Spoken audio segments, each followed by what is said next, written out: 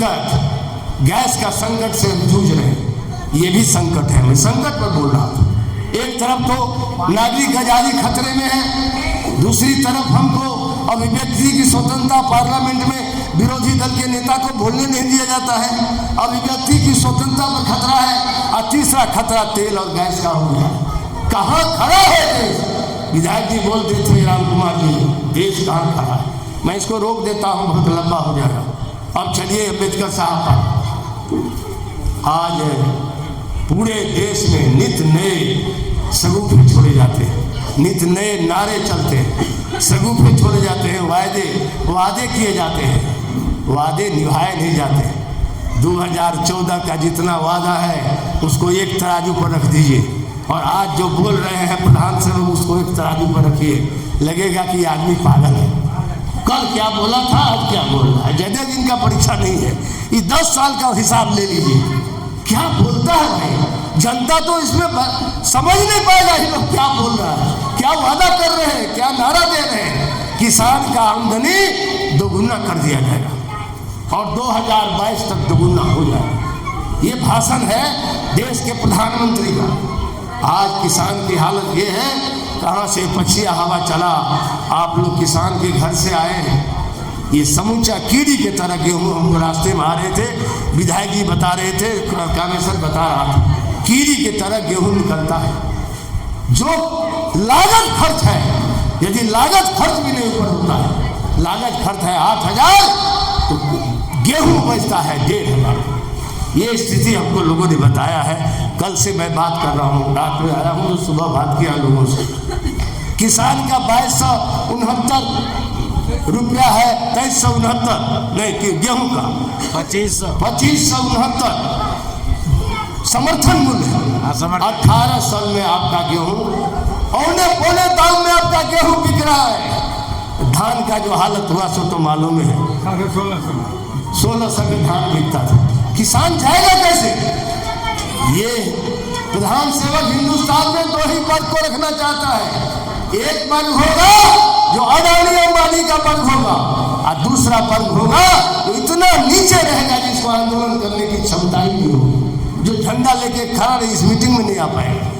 इसीलिए बीच के middle class को, मध्यम क्लास को पूरी तरह ध्वस्त कर दो। ये है प्लानिंग, ये है योजना। कारी बाबू यहाँ किसान के घर से आए हैं, यहाँ हमारे संजय गोहित हैं जो जिला पंचायत समिति के मेंबर भी हैं, चंदन गोहित जी हैं, और हमारे जगदेव भैया हैं। सब लोग जानते हैं किसान की हालत क्या है। यहाँ देवनयन गुरमीता जी भी आए हुए हैं। तो मैं आपसे कहना चाहता हूँ, किसान को पूरा कमर तोड़ दो, मध्यम क्लास को साफ कर दो कि सड़क पर कोई झंडा लेके आए ही नहीं, विरोध कर पूरी तरह।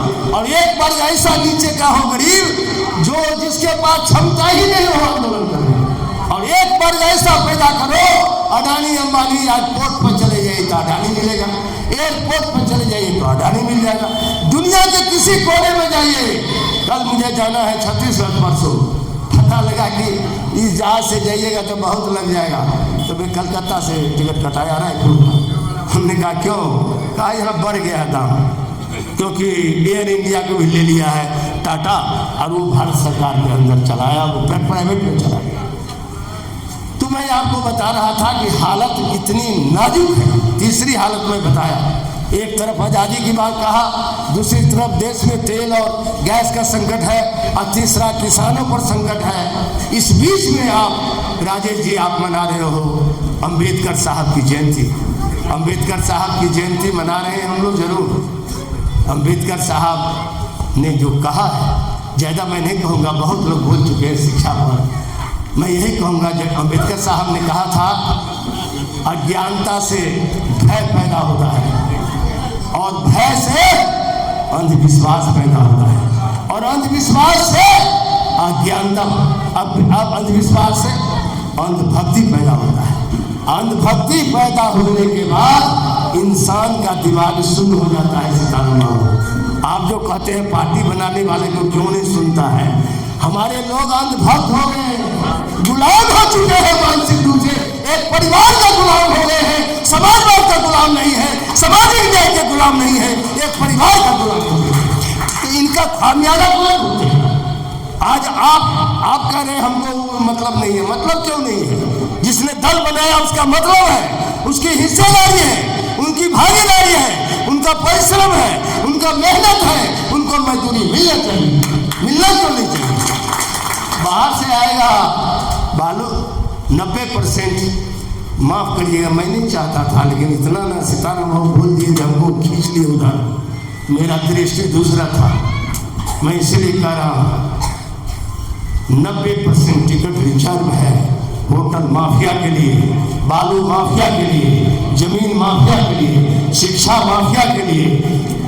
90% 10% दिखाने के लिए कार्यकर्ता को दिया जाता है। उधारे नहीं, उनसे भी कुछ वसूल किया जाता है, उनको भी चढ़ौना देना पड़ता है कुछ न कुछ। और 90% टिकट रिजर्व है। इसी जिला में मैं उदाहरण नहीं दूंगा, कुछ चर्चा तो इन्होंने कर ही दिया है। पार्टी का टिकट उनके लिए कभी मांगने की जरूरत नहीं है। मधुबनी का टिकट कभी मांगना है क्या? नहीं, रिजर्व है। ओबीसी का रिजर्वेशन नहीं होता है, वहाँ दूसरा रिजर्वेशन, नया फॉर्मूला है। बस 20 का टिकट कभी मांगना पड़ता है किसी को का। खुटोना में एक है, उसका टिकट कभी नहीं मांगता है, किसी का बराबर परमानेंट टिकट मिलता है।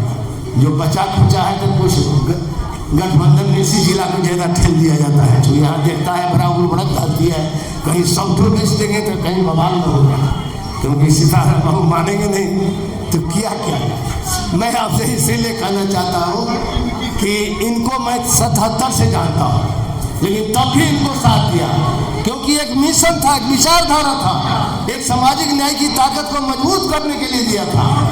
अनुकंपा के आधार पर जो आए हैं उनको क्या पता है, वो कब जेल गए हैं। अनुकंपा के आधार पर आए हैं, वो कब सत्याग्रह किए हैं, जो आपके दर्द को समझेंगे, पार्टी को समझेंगे। उस अनुकंपा के आधार पर पैराशूट से उतर गए, पैराशूट से उतर गए हैं और पूरी तरह अपना कॉर्पोरेट बना दिए हैं पार्टी को।